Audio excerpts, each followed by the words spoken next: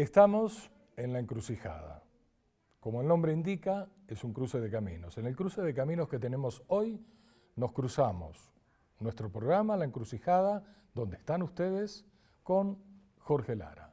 Jorge es, además de nuestro invitado por muchísimas otras razones, está acá porque es una víctima en este país. Una víctima de un caso que fue muy notable hace unos cuantos años, pero una víctima en particular dentro de todo el sistema de víctimas que tiene este país, donde cada víctima sigue siendo victimizada con el paso de los días, con el paso de los meses, de los años, y nunca acaba de resarcirse ese dolor que se le produjo a esa víctima. Jorge, bienvenido a La Encrucijada, número 1. Número 2, entremos en el rollo directamente. ¿Cómo fue la historia tuya? Tu papá, ministro de Justicia, contá. Pues recuerdos de infancia, nosotros, como todo joven, se le van borrando, pero lo que uno recuerda son esos momentos especiales, viajes, encuentros familiares, y pues la presencia ya, vamos a decir, de una guarda cercana, de unos escoltas, se vuelve normal, porque pues tú naces alrededor de eso y es normal. Es después con el tiempo que tú oyes que era problemático, por ejemplo, ir en el bus del colegio porque detrás tenías otros pelados y los padres de ellos no querían ese riesgo. Entonces ahí las cosas como que van cambiando, pero uno, es la vida, son los parámetros que te ponen. Y esperamos un segundito. El caso tuyo de tener escoltas y demás era, uno, el tiempo era el tiempo del narcotráfico salvaje. Digamos que el narcotráfico sigue presente en la historia de Colombia, en la realidad contemporánea de Colombia. Lo sabemos de sobra. Pero en ese momento era la época más caliente, la época de las guerras, aquellas que estaban comenzando, gobierno Belisario Betancur, tu papá era ministro de Justicia del gobierno de Belisario Betancur, y el peligro empezaba a expandirse. De ahí en más siguió creciendo el peligro.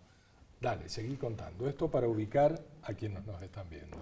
Como lo dices, 1984, los carteles ya conformados, después de tener denuncias por parte de mi padre del ingreso de esos dineros en la política, en el deporte. Antes del 84 era muy común y bien, vamos a decir, bien visto de estar en las fiestas que podían organizar los personajes que llevaban esos carteles. Ya cuando mi padre empieza a hacer esas denuncias y a mostrar del dedo a los responsables, ahí empieza la gente a alejarse. Empieza a alejarse y es ahí, pienso, donde empieza a subir esa presión por su seguridad, por la nuestra, porque en esa época había que matar al ministro como fuera, a la viuda, a los huérfanos. Y ahí pasaba otra cosa, Jorge, si me ubico bien en el escenario. Se condenaba de boca para afuera el fenómeno del narcotráfico, pero en el fondo la gente se sentía más molesta de la represión al narcotráfico que de los narcotraficantes, porque de alguna forma todo el mundo cruzaba los dedos para que le llegara algo de lo que estaba irradiando ese fenómeno que era el narco y el billete rápido que había, ¿no? Total, en esa época pasaron muchas cosas que hoy en día están destapadas, pues mucha gente que en esa época aprovechó, vamos a decir, de un modo o de otro, del poder adquisitivo de esa gente. Son casos que han salido a la luz, son casos de los que han hablado, pero de los cuales Colombia no ha querido hacer justicia, no ha querido investigar, quién sabe por qué razones. Pongo nada más una sobre la mesa.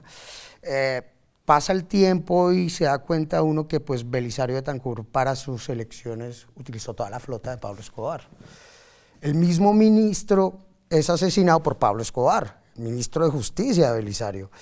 Entonces Belisario llega al poder utilizando unas armas contra las cuales Lara Bonilla va a pelear después, el cual tiene un sistema de seguridad malísimo, y más que malísimo, el problema de que un ministro de Justicia amenazado no tenga un auto blindado. No tenía auto blindado. Uno ve en sus notas personales de los 4 últimos meses, él se hacía la pregunta, ¿qué ha pasado con mi carro? No una vez. Entonces uno dice, si ya nos pusieron un celador dentro de la casa, mejor dicho, dentro de la casa, si ya cerraron la calle, ¿Por qué no le han blindado el carro? ¿Por qué no le han blindado el carro? Yo estoy seguro, convencido que esa mano negra llegó a entrar a lo más profundo del Estado en esa época. Y hoy en día tenemos la crónica del presidente anunciado. Lo que él decía que estaba pasando es lo que pasa hoy en día. Y contame la percepción que tenían ustedes. ¿Vos cuántos años tenías en ese momento? Iba a cumplir 7. 7 años. La percepción que había en tu casa de ese aparato irregular, imperfecto, lo que vos estás diciendo, que en realidad parecía como que se estaba armando las condiciones para que después pudiera darse el atentado que pasó, sin decir nada más, pero mirado de afuera, parecería que se estaba preparando eso. Así como luego en otros asesinatos pareció que había casi que un montaje de puesta en escena, en el caso de tu viejo pasó más o menos lo mismo. En tu casa, ¿eran conscientes de que estaba pasando eso? ¿O el fenómeno de empezar a convivir con guardaespaldas, con un aparato de seguridad malo, pero digamos un aparato que se había instalado en la vida de ustedes? ¿Cómo funcionaba? Pues mira, lo que sí recuerdo es que ya había preocupación en tocar el teléfono, en responder, ya había preocupación en ir a la escuela con los demás pelados, ya había preocupación porque ya veías más presencia. Uno, claro, de 7 años, cuando lo tienen criado así, le van poniendo ya esos parámetros, es como normal. Pero cuando ya uno lo mira del otro lado y dice, la cosa ya estaba muy caliente, la cosa ya estaba muy caliente, la gente no quería acercársele casi a uno por ese tema. No era una bomba humana, como le pasó, por ejemplo, a Enrique Parejo, a Lara le hubiese pasado en cualquier otra parte. Y decime, en el caso de ustedes, llega un momento en que hace crisis toda esa vida que vivían, que es el momento en que a tu papá lo bajan, por decirlo en el lenguaje de la mafia, ¿no es cierto? Lo quiebran. ¿Cómo recibe tu familia esa noticia? Quiero decir, no el momento en que le dicen, lo acaban de asesinar a tu papá, sino cómo reciben la vida de tu familia, qué ocurre, cómo cazan ese impacto que llega de esa forma, ¿no?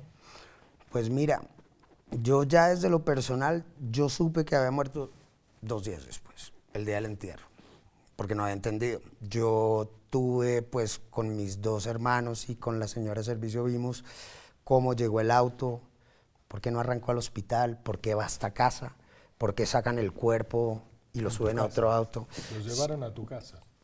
El atentado tiene muchas incógnitas, más de 30 años y todavía no han podido sacar. Hasta hace unos años se decía, el asesinato fue como decían, una moto al lado, impactos en la silla del conductor y del copiloto, pero ellos limpios.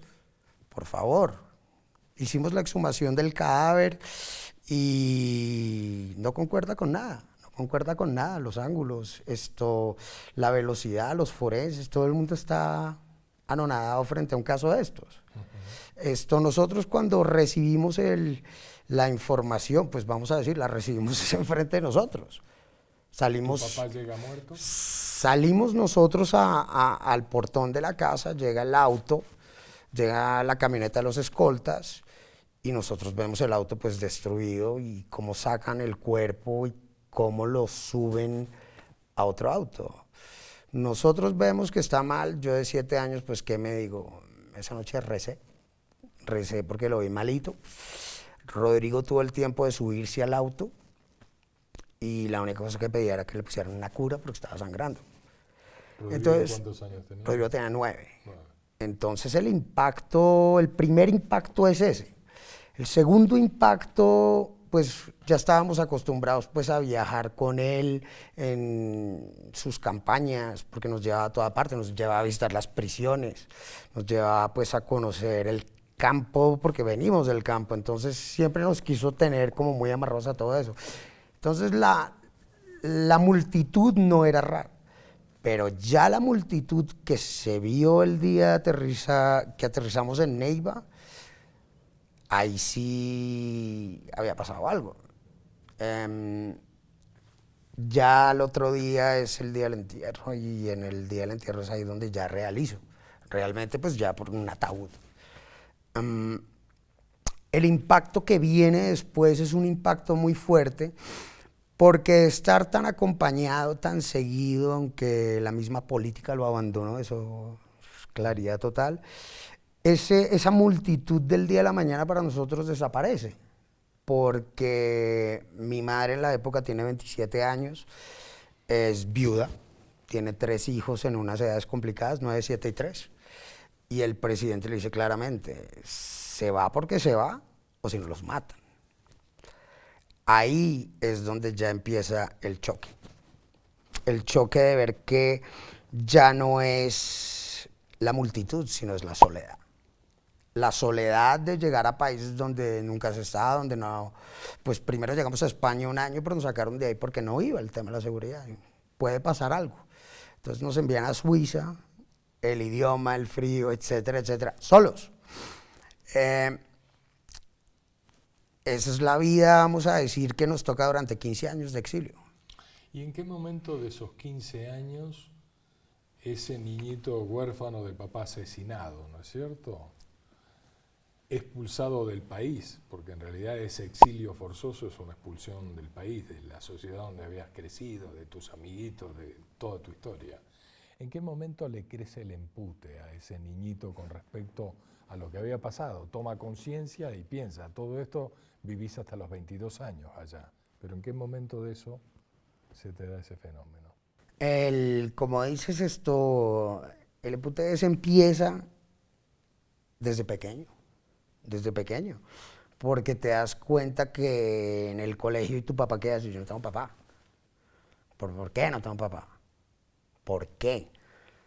Y a medida que uno ya va entendiendo, va analizando, va investigando, va leyendo, se va informando, y es ahí donde empiezan a hacer ese empute que es realmente como ganas de venganza. ¿Por qué ganas de venganza? Porque así te crió de cierto modo el país. ¿Te crió de qué manera? Que a ti primero, si van a asesinar a tu padre, después a tu madre y después a ti, tú te dices, me quitaron al padre, entonces es mi turno de devolverla. Entonces es un doble abandono, el abandono por parte primero del padre, que llega a casa pero que no entra, sino que sí, vamos a decir, y el segundo abandono yo ya lo veo también por parte del Estado. Es un, vamos a decir, un abandono que hace que cojas más empute aún. ¿Por qué razón? Cuando tú ves a tu madre peleando por una pensión los primeros años, donde le dicen, es que son 300.000 pesos y ya y traduciéndolo a francos en la época, eso ya es una parte. La otra parte también es que te das cuenta que te tienen puesto, te tienen situado en una parte donde tú no estás, por un apellido. Entonces ya por tener un apellido tú ya tienes todo. Tienes el dinero, tienes el apoyo, tienes... Uno, nos criaron así. 2, el problema es que cuando tú estás creciendo y ves y oyes esos comentarios, ya te empiezas como a... ¿Qué pasa, hombre? ¿Sabes? No es lo que ustedes dicen. Lo que ustedes dicen no es así. O sea, hay una película en la cabeza de la gente y hay una vida real que no tiene nada que ver con esa película, más o menos. Que no tiene nada que ver, que no tiene nada que ver. Y decime, en el momento en que vos te imputás y demás historia, surge ese deseo de vengarte. En realidad te querrás vengar desde aquellos que te causaron esa ausencia de papá, de tu papá que se convierte en un cajón, ¿no es cierto?, hasta de ese Estado que los abandonó, como abandonó a medio país o a más de medio país en este país. Correcto. Te querés quejar de eso, pero de repente en algún momento tiene que llegar una instancia de perdón en vos, o una instancia de reconciliación con tu vida, con la vida de tu pasado aquel, incluso con aquellos que te causaron eso, o con algunos de los que te causaron eso. ¿Te parece, Jorge, si eso lo planteamos en otro programa? ¿Planteamos? Dale, listo. Entonces, invitación a seguir viendo La Encrucijada en todos los programas que siguen, a comunicarse con nosotros, a escribirnos y decirnos qué temas les parecen de suma relevancia para que los encaremos. Y el próximo capítulo, parte 2, el momento en que una víctima del más alto nivel de sufrimiento de este país se reconcilia con aquellos que le produjeron tan tremendo daño.